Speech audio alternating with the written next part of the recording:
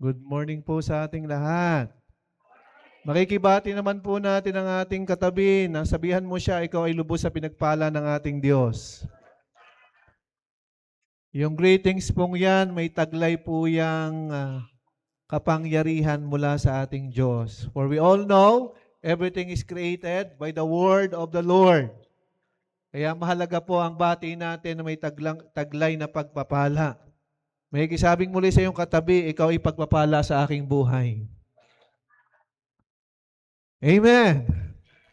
Sa lahat po ng first time sa ating church here in J1 Mandaluyong, lubos po namin kayong wine-welcome sa ating pamilya here in J1 Mandaluyong. We are a full gospel church at ay biyaya po ng Panginoon na kayo po ay aming makasama. Ayan. Minsan po nating palakpakan ang ating Diyos sa buhay po ng ating mga first time. Alam ko pong hindi coincident na kayo ay nakarating dito. It is God's way para po kayo ay makasama sa pamilya ng Diyos here in J1 Mandaluyong. Sige po, tayo po mag-start na. Let us declare our tool verse in the book of Luke chapter 4, beginning verse 18 to 19. The Spirit of the Lord is upon me because He has anointed me to preach the gospel to the poor. He has sent me to heal the brokenhearted, to preach deliverance to the captives and recover of sight to the blind, to set at liberty them that are bruised, and to preach the acceptable year of the Lord, for our God is Jesus. He is the Anointed One. Ayan, ang ating pong J1 culture, I am a blessing, I am anointed, I am a deliverer, I am a good follower, I don't destroy, I build. I am not seasonal. I appreciate everyone and everything. I am part of something big. I am in partnership with Christ, and the last is I am not extreme. Sabay-sabay po nating panghawakan ng may pananampalataya. Ako yun. Minsan pa, ako yun. Sabihan mo ang katabi mo, ikaw yun. Ito pong J1 culture is our journey. Ang J1 po sa kaalaman po ng lahat, para sa kaalaman ng lahat, ito po ay 27 years na po ang church natin for the glory of God.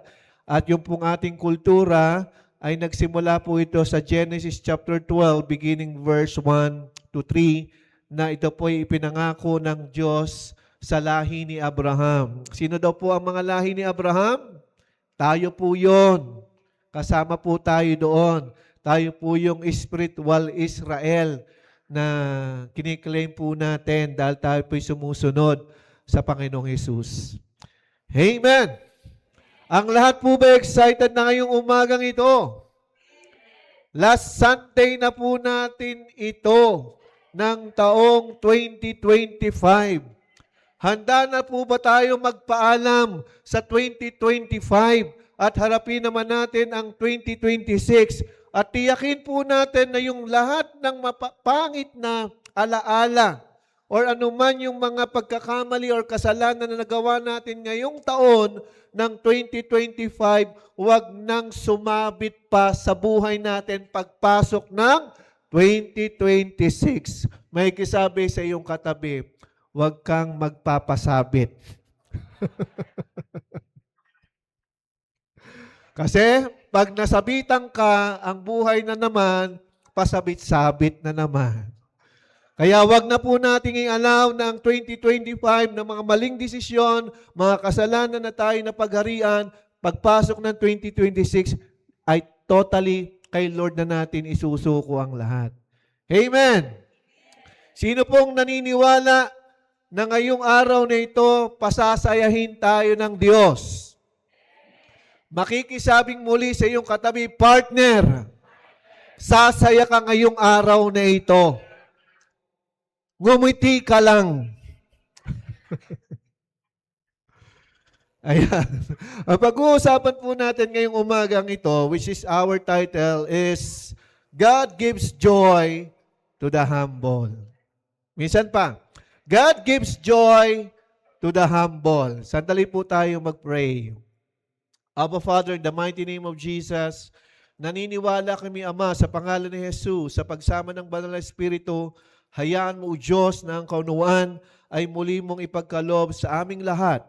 Anumang isipin o kabigatan na meron kaming daladalahin, O God, sa oras na ito, pinagkakatiwala po namin ito sa iyong mapagpalang kamay. Allow this moment na ikaw lamang, Panginoon, ang aming isipin, ang salita mo lamang, ang aming pagbubulay-bulayin, and allow our life, Panginoon, na maging isang fertile soil na matatamnan ng salita ng buhay na nagmumula sa iyo. Anoint my lips at masabi ko lamang, Ama, ang mga bagay na magbibigay ng glory sa iyo. This we pray in Jesus' name. Amen. Praise God. Sino po sa atin na kapag masaya, hindi mapigilang magbigay? Taas ang kamay. Lahat naman tayo, pag sobrang saya, nakakapagbigay tayo, ano? Tama ba? Lalo kapag marami kang pera. Sabihin mo nga yung katabi partner, marami kang pera. O, deklarasyon yan. Kaya maging masaya po tayo. Bakit? Ang Diyos mismo naglaan ng kagalakan or ng joy sa sino mang laging nagpapakumbaba. Meaning, napakahalaga palang susi ang pagpapakumbaba para tayo maging masaya. Amen? Hello? Talaga andyan pa rin ano. Ayun po yun. Nais ng Lord, araw-araw meron tayong taglay na kagalakan. Araw-araw tumatanggap tayo ng joy. Dahil sa mundong ginagalawan natin, marami laging factor na nagpapalungkot sa atin. Sino po ditong naging masaya nang bumungad sa kanyang conscious mind ay ang mga news o yung mga nababasa natin sa social media ng mga pangit na balita? Masaya ba tayo noon? Diba? Hindi.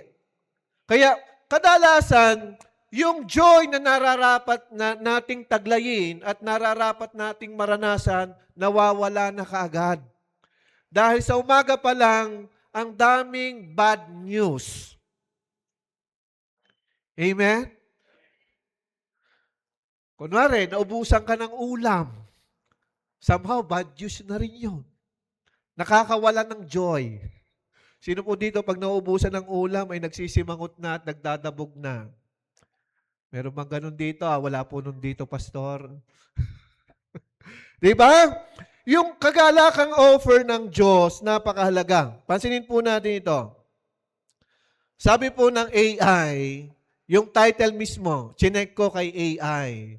God gives joy to the humble. Ang sagot po ni AI, ang AI po ay artificial intelligence, ang sagot po niya, the praise God gives joy to the humble reflects a biblical teaching that humility is associated with divine favor and joy.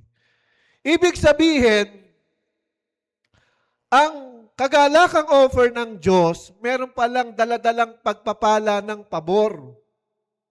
Which is yung favor is divine. Banal. At ang ating kagalakang mula sa Diyos ay may kabanalan.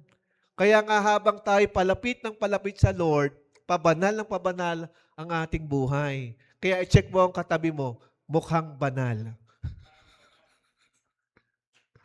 Pabanal ng pabanal. Amen? Hindi lang mukhang banal. Madaling magbanal-banalan, sabi ng marami. Marami nagsasabing mukhang banal. Pero tayong mga believer ay pabanal ng pabanal. Tandaan po natin yon.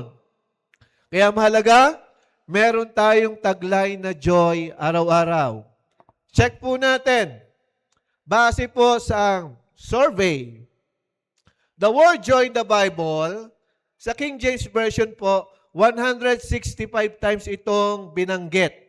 Sa NIV naman, New English Version, ay binanggit po ito, or New International Version, binanggit po ito ng 218 times.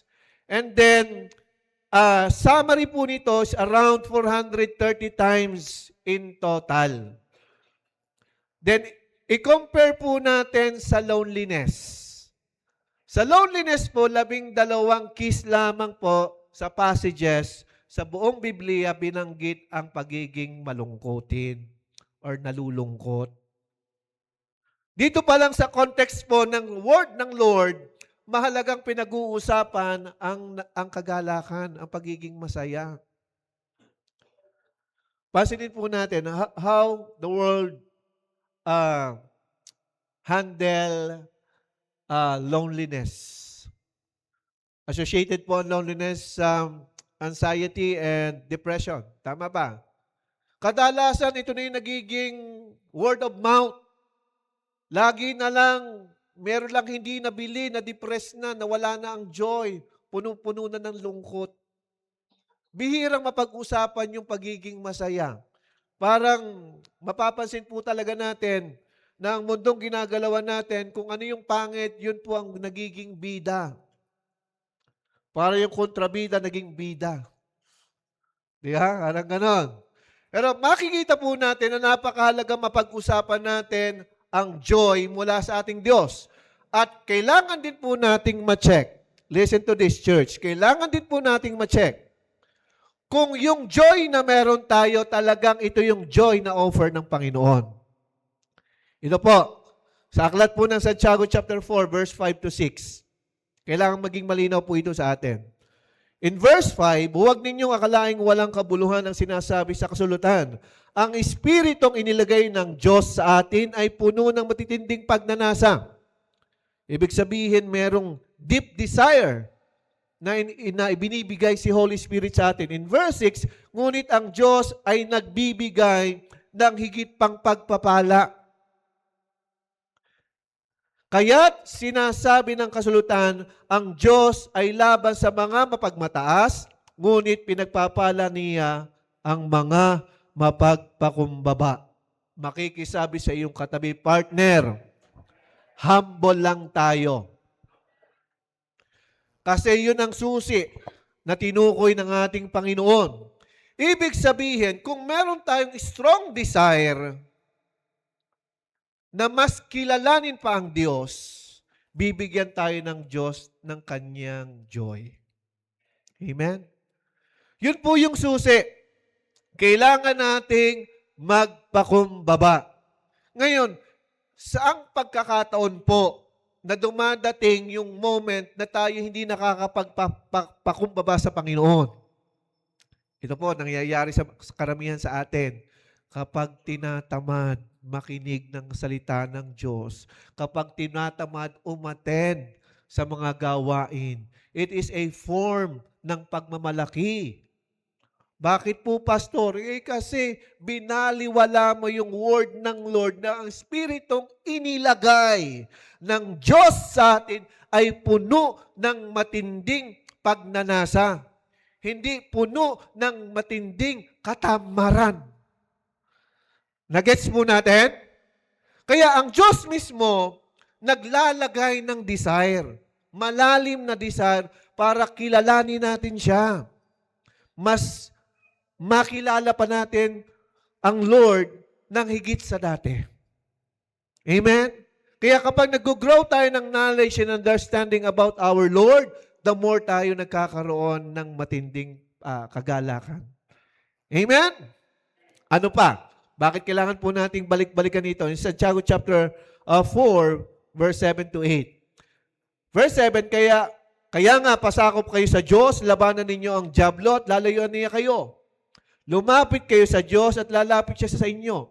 Madaling principle ang ibinibigay ng Lord sa atin. Kapag lumalapit daw tayo kay Lord, lalapit siya. Pag lumalayo tayo kay Lord, listen to this, church. Pag lumalayo tayo kay Lord, kanino tayo lumalapit? Dalawa lang ang patutunguhan. Pag lumalayo tayo kay Lord, kanino ka napapalapit? Kanino? Church. Kanino? Binanggit dito. Kaya nga, pasakop kayo sa Diyos. Labanan ninyo ang dyablo at lalayuan niya kayo. In verse 8, lumapit kayo sa Diyos at lalapit siya sa inyo. Meaning, kapag hindi tayo lumalapit sa Diyos, saan ka lumalapit naman? Napapalayo ka sa Diyos, napapalapit ka kay Diablo. Kaya malinaw na. At dapat maging malinaw sa atin kapag hindi tayo lumalapit kay Lord, ang nilalapitan natin ay ang tukso. Siyempre, lumalapit tayo kay Diablo. Amen. Kaya para matiyak ang sinabi ng Panginoon, nag-remind ang Lord sa atin. Sundan po natin, verse 8. Hugasan ninyo ang inyong mga kamay. Ibig sabihin kung ano yung ginagawa ng ating kamay. Kayong mga makasalanan, linisin ninyo ang inyong puso, kayong pabago-bago ng isip. Ayaw ng Lord, pabago-bago daw tayo ng isip. Kasi the moment magbago tayo ng isip, it is the dwelling place of the devil to rule your life. Para pangunahan ang buhay mo, pagpabago-bago ang isip mo. Kasi hindi malaman kung ano ang tunay na gusto. May kilala ba tayong ganon? Pabago-bago ng isip? Naiinis ka na? Kaya iniwan mo na siya. Pero dahil tayo binabago ng Diyos, binibigyan tayo ng Espiritu upang magkaroon ng matinding pagnanasang kilalanin si Lord. Kaya nagkakaroon ng kagalakan. Paalala rin po ito ha. Puno muna tayo ng verse, itong ating number 1 point. Sa mga aklat po ng Hebrew chapter 4, verse 12 to 13. Ito po'y napaka-powerful. Dinescribe ng Lord ang kanyang salita in these words. Ang salita ng Diyos ay buhay at mabisa, mas matalas kaysa alinmang tabak na sa magkabilay may talim. Ito'y tumatagos maging sa kaibituran ng kaluluwa at espiritu ng mga kasukasuan at buto at nakakaalam ng mga iniisip at binabalak ng puso. In verse 13, walang nilalang na makakapagtago sa Diyos. Ang lahat ay hayag at lantad sa kanyang paningin at sa kanya tayo magsusulit sa ating mga sarili. May binanggit po ang Lord na pagsusulit. Okay? Sino po ditong mga estudyante pa? Taas ang kamay ng mga estudyante. Napapagod na ba kayo sa pagsusulit? Ha? Gusto niyo nang mag-graduate dyan? Tapusin niyo muna inyong mga kurso. Sa mga graduate na, kamusta na? May pagsusulit pa ba tayo? Wala na ba talaga? I think meron pa. Marami pa rin pagsubok. Pagsusulit din yun. Yeah? Walang katapusan na pagsusulit po habang tayo nabubuhay sa daigdig na ito. Kailangang makita po natin ang definition ng word of the Lord. Na habang tayo nabubuhay, may pagsusulit. Habang tayo nabubuhay, mahalagang factor na meron tayong taglay na kagalakan. Kasi kapag masaya ka sa ginagawa mo, kahit napapagod ka, nagpapatuloy ka. Tama ba? Kung kilala mo ang ating Diyos, kahit napapagod ka, magpapatuloy ka. Nakukuha po ba nating lahat? Meaning, kung kilala natin ang ating Diyos, hindi natin siya susukuan. Dahil ni minsan hindi tayo sinukuan ng ating Diyos. Tama ba? Hindi tayo pinabayaan ng ating Diyos. Tunay tayong minahal ng ating Diyos. Kaya sino sa atin ang dapat mawalan ng lakas ng loob para hindi magpatuloy? Kung ang Diyos mismo nagsabing hindi kita anak iiwanan, hindi kita pababayaan, sasamahan kita saan ka man magpunta. Pag sinabi ng Lord, sasamahan ka, saan ka man magpunta, kahit sa point ng pagkakasala mo, andun pa rin si Lord. Katabi mo siya. Nabaliwala lang. Yeah? Ang nananakaw sa atin yung kagalakan na mula sa ating Panginoon. Walang sino man pong nilalang ayon sa wangis ng Diyos, tayong tao, ang laging magiging masaya kung ikaw ay gumagawa ng kasalanan. Tama ba? May regret. Sana hindi na lang ako nagpunta sa lugar na yon. Sana hindi na lang ako sumama sa kanya. Nagkasala tuloy ako. Tama ba? Kaya ang Diyos mismo nagbibigay ng paalala sa atin, ang salita ko anak ay matalim. Ito'y makapangyarihan. Babaguhin ito ang iyong buhay. Kaya nais ng Lord na yung ating pagsusulit lagi tayong pasado. Hindi naman kailangan perfect, kundi pasado. Amen? Makikisabi sa iyong katabi, partner, ipasa natin ang pagsubok. Amen? Ang haba ng intro. Another reminder, 2 Timothy chapter 3, verse 16 to 17. Ang lahat ng kasalita ay kinasihan ng Diyos at kapaki-pakinabang sa pagtuturo ng katotohanan, sa pagsaway sa kamalian, sa pagtutuwid sa likong gawain, at sa pagsaway para pagsasanay para sa matuwid na pamumuhay, upang ang lingkod ng Diyos ay maging ganap at handa sa lahat ng mabubuting gawain. Kung mapapansin po natin at dapat pansinin po natin ito, kapag tayo ay nagiging follower na ng Panginoon, sino po ditong may mga FB account, Instagram? Ilan ang follower ninyo? May mga follower ba kayo? Sino ditong 1K pataas ang follower mo? Makitaas naman ang kamay. O may page ka. Tama ba? May mga page tayo. O may mga follower tayo. Ano sinusundan sa atin? Hindi yung nakikitang maganda. Tama ba? Yung nakikitang maganda. And the same thing with our Lord. May nakita tayong maganda sa Kanya, kaya tayo sumunod. May nakita tayo sa ating kapatid na binago ng Diyos, kaya gusto rin nating sumunod kung ano man yung sinusundan niya. Dahil nabago ang kanyang buhay. Amen? Bakit nabago? Dahil may taglay na kagalakan mula sa Diyos para magpatuloy kahit napapagod, tuloy-tuloy pa rin. Amen? Huwag po tayong mawawalan ng pag-asa. Tayong lahat, kailangan po nating tanggapin tayo'y lingkod ng Diyos. Hindi lamang ang mga pastor na nakikita niyong nangangaral, hindi lamang po ang mga life group leader na nag-i-encourage po sa atin, tayong lahat ay lingkod ng Diyos. Agree po ba tayong lahat doon? Makikisabi sa iyong katabi, lingkod ka ng Diyos. Amen! Dahil lingkod tayo ng Diyos, bawal sa atin ang pasaway. Makikisabing muli, partner, bawal magpasaway. Ay pag nagpasaway daw, kailangan paalalahanan. Kailangan i-correct. As mentioned in 1 Timothy and 2 Timothy, tama ba? Alam niyo po, ang sarap ng isang taong mapagpakumbaba, mga kasama. Pag sinaway mo, ang amo ng mukha, parang yung katabi mo, pag sinaway mo, maamo ang mukha, nakikinig. Grabe, oo nga, tama nga ikaw. Hindi siya nang gigigil, napaka-humble niya. Oo, nahihiya talaga ako. Di ba? Ganun ang puso ng Diyos na kapag kinukorek tayo, hindi tayo palaban. Tapos na yung mga moment na yon sa ating buhay. Hindi tayo labas ang panga sa panggigigil. Amen. Binago na po tayo ng Lord. Kaya number 1 point po natin. Ngayon pa lang nakapasok ang number 1 point natin. Ang joy na offer ng Lord ay nagsisimula sa pagpapasakop sa Kanyang salita. Amen?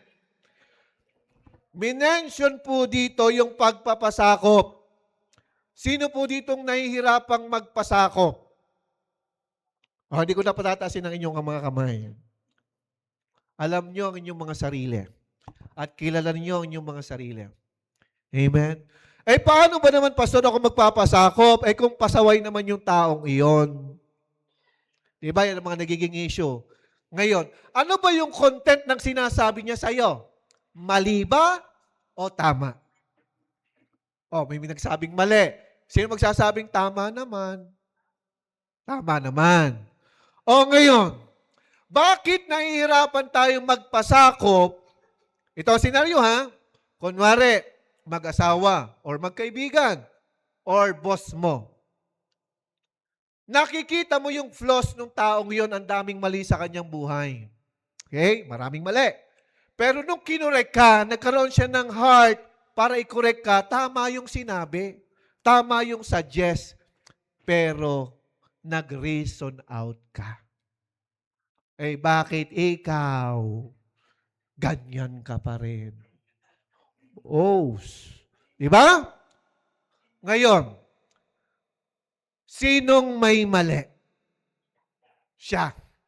At ikaw na kinorek, tama. Ganun ba yun? Let us see. Tama ang content.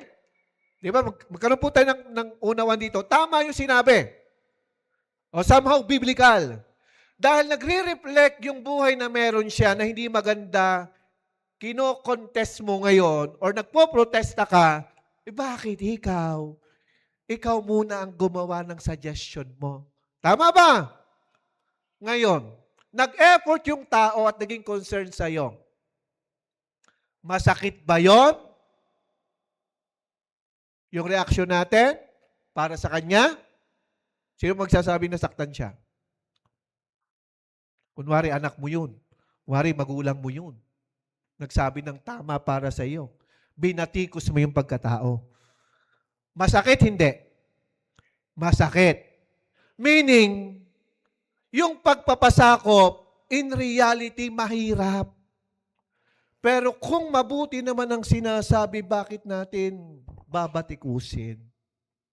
Magtulungan na lang tayo. Pwede bang ganun ang ating isagot?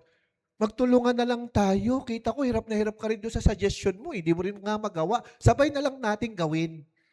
Di ba magandang idea yon? Sabay tayong magbago. Sabay tayong magpasakop sa tama at mabuti, which is the word of the Lord.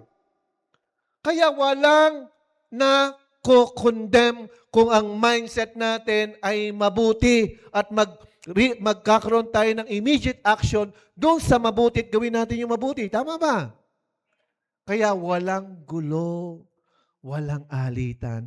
Dahil nagpasakop tayo sa tunay na may hawak ng kabutihan, ang Diyos. And somehow, kahit may mali doon sa tao nagsuggest sa'yo, nag-advise sa'yo, meron pa rin siyang baong-baong kabutihan sa kanyang puso. Kaya sabay tayong magbago. Kita ng Lord, uy, ang ganda naman ang reaksyon ng dalawang ito. Pares naman silang palpak. Di ba? Kaya kapag kita ng Diyos na tayong dalawa'y nagkakasundo, walang nagiging alitan. Ang alitan, ang dwelling place ni devil para wasakin at maglagay ng dibisyon sa loob ng tahanan, sa kumpanya at sa mga magkakaibigan. Tandaan po natin, walang perpekto. Amen? Kaya kung nakikita mo ang kabutihan, gawin mo ang mabuti. I-encourage mo yung nag-a-advise sa'yo. Eh ngayon, kung yung nag-a-advise naman sa'yo, wala kang makitang flaws. Ano namang respond natin? Di ba tayo maamo? Oo nga, hindi na po mauulit. Father. Di ba, ganon? Hindi na daw mauulit. Kaya makikita natin ang realidad ng pagpapasakop sa Panginoon. At ano po ang feeling naman ng dalawang yon? Masaya, siyempre. Nagdadamayan sila Di ba? Kaya masarap ang joy na offer ng Lord, meron kang nakakasama. Kaya sabihan mo ngayong katabi, may kasangga ka. Amen? Especially sa mga mag-asawa, dapat laging magkasangga, walang nakaharang. Amen? Sa aklat po ng Mateo chapter 13, verse 44, ito ay isang kwento or talinhaga. Ang karihaan ng langit ay katulad ng kayamanan na nakabaon sa isang bukid. Nahukay ito ng isang tao, ngunit agad itong tinabunan. Tuwang-tuwa siya umalis at ibinenta ang lahat ng kanyang ari-arian upang bilhin ang bukid na iyon. In verse 45, hindi ko na po sinama, ang karihaan ng langit ay katulad ng isang negosyanteng naghahanap ng mga mamahaling perlas. Nang makakita siya ng isang perlas na napakahalaga, umuwi siya, ipinagbili ang lahat ng kanyang ari-arian at binili ang perlas na iyon. Ano po ang connect? Ang pagpapasakop sa tunay na kayamanan nagbibigay ng kasiya at kagalakang panghabang buhay, kaya mong ipagbili ang lahat ng meron ka kapalit ng kagalakang iyon. Yun po yun. Ngayon, ano ang nakita natin sa salita ng Diyos? Ano nakita natin kay Lord? Ano nakita natin doon sa mga taong binago ng Diyos? Ano ang katumbas? Ano yung kapalit? At ano yung bigat ng sakripisyo? Amen? Meron pong kapalit ang salita ng Diyos. Oras na lang. Di ba? It requires quality time. Amen? Na makinig at pagbulay-bulay ng kanyang salita. Maglaan tayo ng oras ng fellowship na tulad nito. Bakit? Kayamanan ito na natagpuan natin. Amen? Na kapag dumadating yung moment ng Diyos, ang Holy Spirit nangungusap, anak, sumusobra na yung oras mo dito, anak, sumusobra ka na dyan, anak, madalas ka na nandyan, nalilimutan mo na ako. Hello? Diba, merong pangungusap ang banal na Espiritu sa atin na kapag nalilimutan natin ang tunay na kayamanan, ibinabalik tayo nung Espiritu na sinabi ng Diyos na magbibigay ng matinding pagnanasa para makabalik muli tayo sa kaharian ng Diyos. Amen? Kaya kapag willing ka at handa ka, kaya mong ibigay ang lahat para kay Lord. Amen? Taas nga ang kamay ng mga handang magbigay para kay Lord. Amen! Sige, misa po natin palakpakan si Lord. Kaya handa po tayong magsuko araw-araw. Alam niyo po ba ang tunay na victorious na believer? Yung laging araw-araw na nagsusuko ng kanyang buhay. Humihingi ng kasiyahan. Alam niyo po ba napakahalaga ng pagiging masayahin? Dahil ang pagiging masayahin, ito nagpapahaba ng buhay. Biblical po yun. Nagpapaganda ng kondisyon ng ating kaluluwa. As mentioned in book of John chapter 4 verse 24. Na kapag sinamba natin ang ating Diyos, sambahin natin siya sa Espiritu at katotohanan. In verse 24 po yun. In verse 34, binanggit niya ni Jesus ito mismo na ang nais niya maganap ang kalooban ng Diyos. Ang pagkain niya is to pa rin ang kalooban ng Diyos. Ngayon, masasabi po ba natin na tayong lahat may kanya-kanya tayong kalooban ng Diyos? Amen? Ngayon, mahalaga ba yung kagalakan mula sa ating Panginoon para tayo magpatuloy? Kaya ako po'y naniniwala na tayong lahat taglay natin ang kagalakang yan. Bakit tayo nagpapatuloy? Bakit? Masaya nating ginagawa ang kalooban ng Diyos. Amen? Kaya, walang susuko. Makikisabi sa iyong katabi, walang sukuan. Amen. Number 2. God gives joy to the humble. Mas may enjoy mo ang buhay na offer ni Lord kung pipiliin mong i-let go ang naglalayo sa iyo kay Lord. Sino pong relate much? Sino po ang mga naglalayo sa inyo kay Lord? Isumbong nyo po kay bonggang-bonggang pastor. Di ba? Meron pong inilalagay ang dyablo na maglalayo sa iyo kay Lord. Sa natatagong kayamanang ito, na na-discover na natin ang tunay nating kayamanan ay ang salita ng Diyos at yung relasyon kay Lord. Sino-sino ang mga naglalayo sa ating kay Lord? At ano yung mga lugar na ayaw ng Lord na gusto mo pa rin? Yeah? Kaya kailangan po ngayong taon ng 2025 magkaroon na ng closure. Sino pong marunong mag-closure dito? Sa mga in a relationship, baka wala pa kayong closure, kaya hoping pa yung inyong mag-cool off muna, ha? Naku, nag-cool off na. Meron ng ka-MU doon sa kabilang bayan. Magkaroon ng closure. Matutong magsara. Hindi bukas ng relasyon. Ay, ano nga pangalan mo? Ay, madami palang kausap. Ano po yung point doon? Ang mga naglalayo sa atin kay Lord, ma-identify po natin. Dapat matiyak po natin. Kasi, kung hindi mo kayang layuan yan, listen to this church, kung hindi mo kayang layuan dahil napakahalaga niya sa iyo, Lord, napakahalaga niya sa akin, then kung wala ka ng magawang layuan. Ito ang solusyon. Makinig mabuti. Isama mo kay Lord. Tama ba? Isama mo siya. Sabihan mo siya ng ganito, direct, eye to eye. Hindi kita malayuan. Hindi ko magawa. Pero may mga impluensya kang ginagawa sa akin na naglalayo sa akin sa pag-ibig ko kay Lord. Dahil nangusap ang Lord sa akin, isasama na lang kita kay Lord.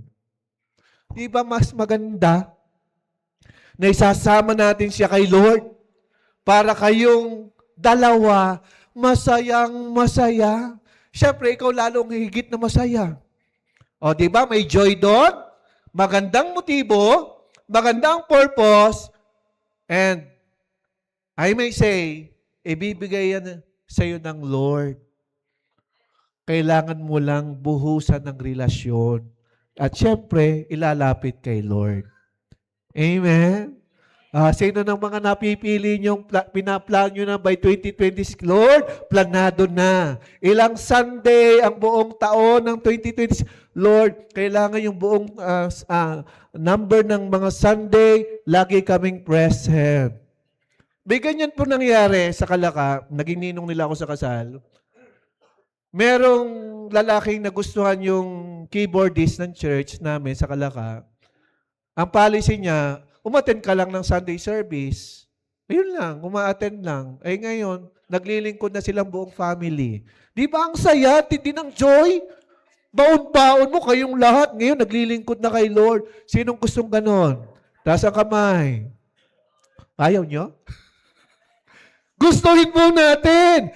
Mas masarap po ang buong pamilya magkakasama tayong sumasamba sa Lord kasi isa ang language ng joy. Hindi makamundo. Alam niyo mo ba ang mga class situation sa isang typical na pamilya, iba ang ginugusto ng anak, iba ang ginugusto ng tatay, iba ang ginugusto ng nanay, iba ang ginugusto ni ate, at karamihan ay worldly desire na nagpo-produce ng pansamantalang kagalakan or joy. Ang offer ng joy ng Lord, panghabang buhay. Amen? Kung ang kasiyahan mo'y karamihan, dumami ang pera, kapag naubos ang pera mo, ubos din ang kasiyahan mo. Tama ba? Pag naubos ang kayamanan mo, malungkot ka na. Di ba? Kaya madaling ma-identify po kapag hook tayo sa kayamanan ng mundo dahil nandyan ang ating puso. Sabi nga ng Panginoon, kung nasa ang iyong kayamanan, naroon ang iyong puso. Kaya kung ang kayamanan mo'y si Lord, maubos man ang lahat ng iyan, masaya ka pa rin na sumasamba, nagpupuri sa Kanya, at patuloy na naglilingkod kasama ang iyong pamilya. Pwede ba natin palakpakan si Lord doon? Diba? Ang sarap ng ganun, i-let go natin yung kayang i-let go. Ito po yung challenge. There are moments in our life God will allow you to take the stand para magpatuloy ka kahit hindi mo na siya makasama. Kailangan po nating mahakbangan iyon. Bakit? Kasi ang Diyos mismo nagbanggit sa kanyang utos. Okay? Na ang Diyos ay seloso. Kapag may nakahigit sa Kanya, isusumpa daw tayo ng Lord pati yung kaapu-apuhan mo sa ika-4 na saling lahi. Kaya nga po may sumpang pumapasok sa ating buhay kapag hindi naging una si Lord. Ito po ang tanong, bakit si Lord magsusumpa? Kasi alam ng Diyos na kapag hindi mo inuna si Lord, andyan si devil para wasakin ang iyong magandang buhay, patayin ang iyong future, at tuluyang nakawin ang magagandang moment natin sa buhay. Tandaan po natin yon. Amen? Kaya, kung dumadating na tayo sa point na kailangan na nating i-let go sila, ipagkatiwala naman natin sila sa kamay ng Lord. It might be job, it might be business, it might be a relationship. Okay? Anything na naglalayo sa atin kay Lord, yun. Ngayon, kung kaya mo namang dalahin hanggang sa dulo ng walang hanggan, amen, na kay Lord, then humingi ka ng joy kay Lord. para hindi ka mapagod sa taong ang hirap mabago ang buhay. Tama ba? Nakaka-connect po ba tayo lahat? Amen? Kaya, kung dumadating yung mga moment na ganito, laging tandaan, use this word. Ito po ay na-remind ako ng Lord. Nung nakakilala ko sa Panginoon, I do believe it is the baptism of the Holy Spirit. Wala akong ibang sinabing salita. Ito yon, I love you, Jesus. I love you, Jesus. I love you, Jesus. Paulit-ulit. Sino po sa atin na nakapagsalita na ng ganung word? Na paulit-ulit, I love you, Jesus. I love you, Jesus. I love you more. I love you best. Diba? Ang sarap po ng pakiramdam kapag alam mo na yung minamahal mo, minamahal ka talaga. Kaya nga ayaw ng Lord na magtiwala tayo sa ating kapwa. Kasi time will come, magbabago yan. Nakahanda ba tayo sa pagbabagong yan na hindi ka na kaya ipaglaban? Diba? Ay si Lord, laging andyan, pinaglalaban tayo. Kaya kung ilang beses na yan, na lagi ka na lang pinaasa, na para bang ang halaga mo ay hindi mo malaman kung nasaan. Magtanong ka na kay Lord, Lord, padala mo po ba talaga siya? Or padala siya ng kaaway para ilayo ako sa iyo? Hindi ko siya madala papunta sa iyo. Ako nadadala niya. Lord, nalilito na ako. Di ba? Dumadating tayo sa ganung moment. Pero kailangan nating panindigan na higit nating minamahal ang Lord. Kasi kung yung taong yan, or yung job na yan, or any business na hinihingi mo kay Lord, ay para talaga sa iyo, makita ni Lord na siya yung pinakauna, yung siya talagang minamahal mo. Amen? Di ba ang linaw ng Matthew 6:33? Seek ye first His kingdom and His righteousness, and all these things shall be added unto you. Kaya added na lang yan. Yang business, yang opportunity, yang tao yan, added na yan. Pag si Lord ang inuna. Amen? O sa mga kabataan, huwag masyadong maghahabol kay crash. Baka mag-crash landing. Buti pa kay Lord, kahit mag-crash landing ka, iingatan ka para hindi ka masugatan. Amen? Kaya handa na tayong may love kay Lord. Ito po ang paalala ng Lord in Isaiah chapter 59 verse 1 and 2. Tingnan ninyo, si Yahweh ang may kakayanan upang iligtas ka. Siya'y hindi bingi upang hindi marinig ang iyong hinaing. Ang masasama ninyong gawa, ang dahilan ng pagkawalay ninyo sa Diyos. Nagkasala kayo kaya hindi ninyo siya makita at hindi niya kayo marinig. Ito pong paalala ng Lord na ito sa atin ay isang matibay na paalala. Amen? Na ayaw ng Lord mabuhay tayo sa mali. Ayaw ng Lord na mabuhay tayo sa pagkakasala. Humihina pala ang pandinig ng Lord pag tayo nagkakasala. Ano ka mo? Ha? Ganun pala. Kapag nagkakasala tayo, hindi tayo naririnig ng Lord. Kasi nakaharang yung kasalanan sa kanyang harapan. Kaya anong gagawin? Di siyempre magsuko araw-araw. Sino po ditong sanay nang humingi ng tawad kay Lord araw-araw? Amen. Sino po dito nag-a-advance ng humingi ng tawad kahit di pa nagkakasala? O ang cash advance ha, hindi lamang pera ha? Pwede tayo mag-cash advance, even paghingi ng tawad, paghingi ng lakas para hindi tayo magkasala, di ba? Ano ba ang power ng prayer? Paalala sa atin, ang power ng prayer, ito yung gusto mong mangyari sa iyong buhay para maging matatag. Tama ba? Kaya, ibig sabihin, yung prayer is an advance future natin na hinihiling natin na maging matatag tayo at huwag tayo magkasala. Kaya mahalaga yung prayer na yon. At tiyak, maririnig tayo ng Lord. Amen. Kaya sabi sa iyong katabi, naririnig mo ba ako?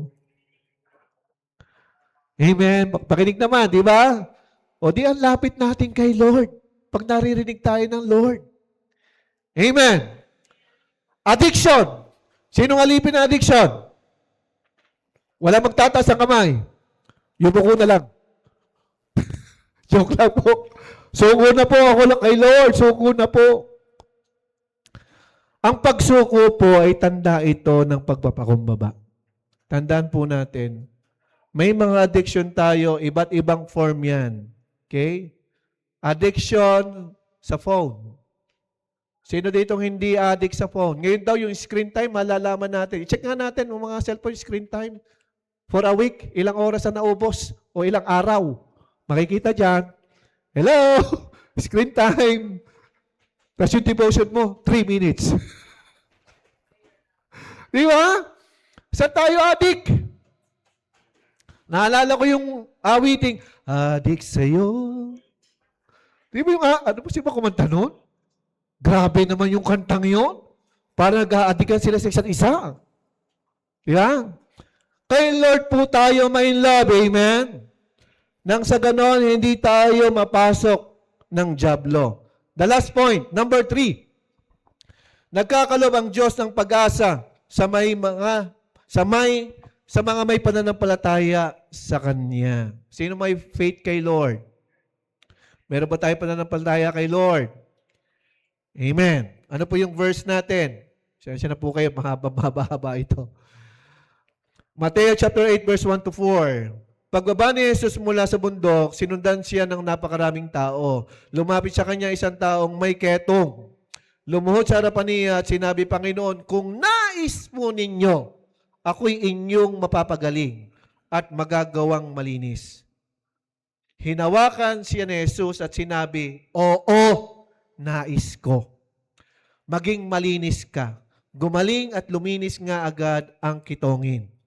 Pagkatapos, sinabi sa kanya ni Jesus, huwag mong sasabihin ito kanino man. Sa halip pumunta ka at magpasuri sa pari. Pagkatapos, mag-alay ka ng handog na inutos ni Moses bilang patunay sa mga tao na ikaw nga'y magaling at malinis na. Putulin ko muna po hanggang doon. Yung may ketong, nagtanong, kung nais mo akong mapagaling, gagaling ako. Kung ikaw nasa kalagayan ng may ketong na yon, bakit ganun ang approach mo? Bakit ganun kaya ang kaisipan ng may ketong na yon? I may say, may guilt siya or meron siyang nagawang kasalanan. Kaya nahihiya siyang humingi ng kagalingan. Di ba minsan may mga pagkakataon, hirap tayong lumapit kay Lord kapag may mga sabit tayo. Nakakahiya. Tama ba? Ito, nagtanong. Malaking tulong po ito sa atin, nagtanong. Na kung mapapagaling mo ako at malilinis mo, mangyayari ang lahat. Anong sagot ni Jesus? Oo. Pagagalingin kita. Anong susi? Lumapit. Diba? Kaya, patuloy tayong lumapit, ang Diyos maghihimala. Dahil pag lumalapit tayo sa Diyos, lumalayo tayo sa ating addiction. Amen? Pwede pa, pastor, yung aking tulugan, ando na lang din ang church. Kung saan man naroon ako, doon na lang din lagi ang church. Pwede po ba, ando na lang lagi kayo para hindi ako magkasala? O pwede po bang yung pulpito, ando na lang itabi ko sa tulugan ko, yung cross itabi ko sa aking tulugan para hindi ako magkasala? Di ba may mga ganung mga moment na ayaw na nating magkasala? Pero then again, sinabi ng Lord, Oo anak, lilinisin kita. Oo anak, pagagalingin kita. Pero piliin mo lagi ako. Anong sabi ng Lord sa mga kamay natin? Palinis po natin ang ating mga kamay. Alam niyo po ba, yung mga senses natin, even if hindi natin kayang madisiplina pa yung kilos at galaw ng ating katawan, pero kapag isinuko mo ang buong katawan mo, Lord, wag mong hayaan ang aking mga kamay ay magamit muli sa mali. Wag na wag. Utusan mo yung kamay mo, kamay ko. Ikaw ay nilikha ng Diyos para magpuri sa Kanya, hindi para gumawa ng mga kabalbalan. Pwede nating sabihan ng ating mga katawan, why? Kasi ang ating katawan ay templo ng Diyos. Amen? Kaya madali ang pagbabago. Kapag meron tayong pananampalataya, ang Diyos magbibigay ng pag-asa. At yung pag-asa ang magbubukas ng kagalakan or ng joy. Tuloy po natin. Verse 5. Pagpasok ni Jesus sa Capernaum, lumapit sa kanya ang isang opisyal ng hukbong Romano at nakiusap, Ginoo, ang aking katulong ay naparalisado. Siya po'y nakaratay sa bahay at lubhang nahirapan. Sinabi ni Jesus, pupuntahan ko siya at pagagalingin. Ito maganda, verse 8. Ngunit sumagot sa kanyang opisyal, Ginoo, napakagalang nung officer, hindi po ako karapat dapat na puntahan pa ninyo sa aking bahay. Napaka-humble nung Roman soldier. Sabihin lamang po ninyo at gagaling na ang aking katulong. Ang tindi ng faith, ano? Then, in verse 9, ako'y nasa ilalim ng mga nakatataas na pinuno at may nasasakupan ding mga kawal. Kapag inutos ko sa isa, pumunta ka roon, siya'y pumupunta. At isa naman, halika at siya'y lumalapit. Kapag sinabi ko sa aking alipin, gawin mo ito, ginagawa niya iyon. Then, verse 10, namangha si Jesus nang marinig ito at sinabi niya sa mga taong sumusunod sa kanya, tandaan ninyo, hindi pa ako nakakakita ng ganitong kalaking pananampalataya sa buong Israel. Tandaan ninyo, marami ang darating buhat sa silangan at sa kanluran na dudulog sa nakasalo ni na Abraham, Isaac at Jacob sa kaharian ng langit. Verse 12, ngunit ang mga taong dapat sanay kasama sa kaharian ay itatapon sa kadiliman, mananangis sila doon at mangangalit ang kanilang mga ngipin. At sinabi ni Jesus sa opisyal, umuwi ka na, mangyayari ang hinihiling mo ayon sa iyong pananampalataya. Sa oras ding iyon ay gumaling ang katulong ng kapitan. We need po itong himay-himayin. Okay? Na-amaze si Jesus sa pananampalataya ng Roman soldier. Tama? Kakaiba daw. Binanggit dito yung dudulog sa nakasalo ni na Abraham, Isaac at Jacob na magmumula sa silangan at kanluran. Sino kaya tinutukoy doon? Ito yung mga neighboring nation ng Israel. Kasama tayo. Saang part ba ang Philippines? We are in the east side. Tama ba? East side tayo. Kasama tayo dito. Kaya ngayong covenant tool natin, pinangahawakan natin, nararanasan na natin ang pangako ng Diyos. Kaya please, my dear brother and sister, huwag mo nang sayangin pa at samantalahin mo ang moment ng buhay na patuloy na binabago ng kagalakang mula sa Diyos. Amen? Dahil nangako ang Lord, meron pa tayong mararanasan. Amen? Sa ating pananampalataya. Sino pong gustong gano'n? Yung pananampalataya niya, ma-amaze si Lord. Parang ganito yun. Ay, grabe itong anak kong ito. Wala na nga siyang pera. Nagpatuloy pa rin. Kaya ang Lord nagbubuhos ng pagpapala. Amen? Kaya andun po yung susi. Kaya I will end po dito sa last slide natin ito, which is our conclusion, na God gives joy to the humble. Are we really humble na talaga kay Lord? Yun po ang malaking tanong na dapat nating masagot. Tayo po ba'y totohanan ng nagpapakumbaba kay Lord? How many times na tinest tayo ng Lord para malaman kung meron tayong pagpapakumbaba? Amen? Kaya yun po nang hihilingin natin ngayong umagang ito na maranasan natin. Sinong gusto maranasan yung joy na yon? Amen? Lahat tayo gusto natin yung joy na yon. Tama? Sabi ng Panginoon, kung nais mo kung maranasan, madali ang paraan. Just go to your room, close the door, and pray with intimacy. Mag-pray tayo.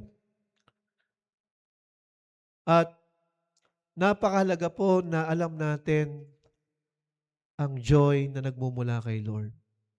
Kasi, pag hindi po natin naunawaan ang joy na nagmumula kay Lord, kung yung joy na meron tayo ngayon is temporal lang, o yung mga temporary joy, na hook tayo sa mundo, time will come, mawawala yung kasiyahan na yan, At ito po ang madalas na nilalagay ng kaaway, papatayin ko ang batang ito. Papatayin ko ang lalaking ito. Papatayin ko ang pamilyang ito. Yan ang kilos ng kaaway pag nawawala ang joy. And let us ask the Lord to restore. Ang ating sambahayan hindi perfect. Tama ba? We all know may mga issues ang ating pamilya, ang ating kapatid, ang ating mga magulang. Lahat tayo involved. Bakit hindi magkaroon ng unity? Kasi magkakaiba ang nagpapasaya. Diba? Ikaw na nakaunawa ng inner joy, ikaw na pinaranas ng Lord ang inner joy na may taglay na matinding kapayapaan. Di ba nakakalungkot isipin na mali yung joy na nararanasan ng ating mga mahal sa buhay? Mali yung joy na kung saan misleaded ang marami. At ano ang ating dapat gawin? Diba? Hilingin natin sa Lord na through our prayers. Alam niyo po ba, isa sa mga pangarap ko at inaasahan ko this coming year ng 2026, may isama niyo ang inyong sambahayan dito sa lugar na to. This place is waiting for your loved ones. Kaya lang, nagkukulang tayo ng joy para mag-effort i-reach out si bunso, si kuya, si ate, si inay, si tatay, si mami, si daddy, si papa, si mama. Bakit? Nagkukulang na tayo ng joy. It is only the joy na pwedeng magbigay ng lakas para sila'y i-reach out. Hindi na tayo nasasayahan eh. Hindi na tayo kontento. Amen? At kapag dumating yung moment na ito sa ating buhay, ask the Lord, na Lord, hindi ako kontento na ganito lamang ang sitwasyon ng aking pamilya, ng aking buhay. And I believe in my heart, habang may pananampalataya, magpo-pour out ang Diyos ng kanyang pag-asa. Magbubuhos ang Diyos ng kagalakan para tayo magpatuloy. Amen? May I invite everyone at sandali tayong tumayo. Makipagkasundo po tayo kay Lord. Huwag po tayong papayag that we are enjoying what the Lord offers to us. Kung ano may nararanasan nating pagpapala, huwag po tayong papayag na, Lord, me and my household will serve you. Buong sambahayan ko maglilingkod, Lord. Hindi ako papayag. Alam niyo po ba, kapag nakita ng Diyos ang katatayo ng ating mga puso, one day, darating ang araw na yan, makakasama mo ang mga mahal mo sa buhay. That day will be a day of celebration. Bakit? Kasama ko ang aking buong sambahayan. It is the most greatest treasure na pwede nating maposes. Yung sama-sama tayo naglilingkod kay Lord. Amen? And this time, before po tayo mag-pray, let us offer our Lord a song. Sabayan po natin yung awitan habang nag-internalize po tayo. Luyupot sa iyo at sasamba, aawit ng papuri. Itataas kita, magbibigay pasasalamat sa iyong mga gawa. Hari ka't Panginoon ng buhay ko.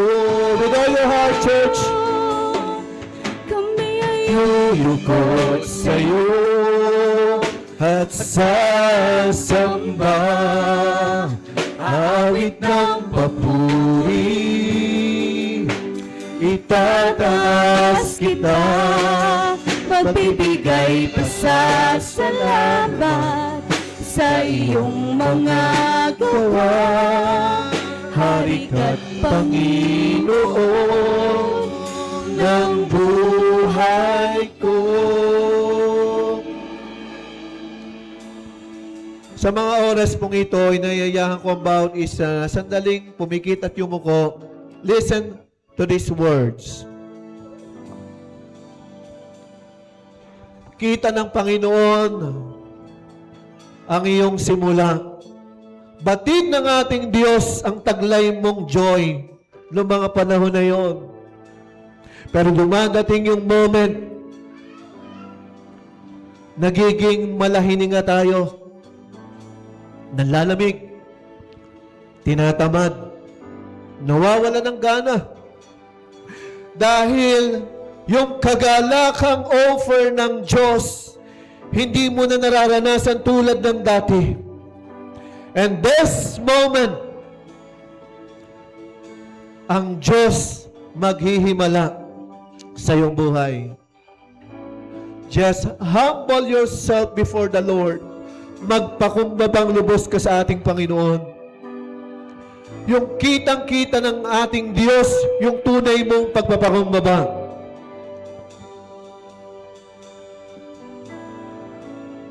Abba Father, in the mighty name of Jesus, sa oras mong ito, ang lahat sa iyong mga anak na narito, and even, O Diyos, sa mga nanonood sa live stream, Lord, inilalapit po namin sa inyo ang bawat isa. Lahat ng joy na hindi galing sa iyo. Ito po, Panginoon, ang aming dalangin. With all the minds and the heart of your people na narito. Lahat, O Diyos, ng kagalakang hindi mula sa iyo. Beginning today, mawawalan ng gana ang bawat isa sa mga temporaring kagalakang, kasiyahan, or joy na ito na hindi galing sa iyo. This is the day, O God, na muling magdi-desire ang bawat isa mula sa kagalakang nagmumula sa iyo, sa iyong trono ng habag at awa, ipagkaloob mo ito, Panginoon. Yung kagalakan na kung saan magkukonek, magbi-bridge ng mga sirang relasyon, magkukonek upang mabago ang buhay, aasa sa iyong kakayanan upang mabago ang buhay.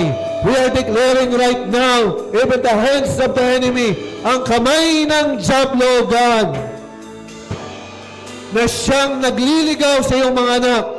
We pray and declare na ito'y tubusang malagot at mabutol sa buhay ng bawat isa. We are declaring right now that joy na nagmumula sa iyo, Panginoon, ang mag-connect muli upang magpatuloy kahit mapagod, magpapatuloy pa rin humingi ng kalakasan nagmumula sa iyo. And I believe in my heart, O God, walang sino mang narito na narating ng tinig na ito ang hindi makakaranas na nag-uumapaw na kagalakan nagmumula sa iyo.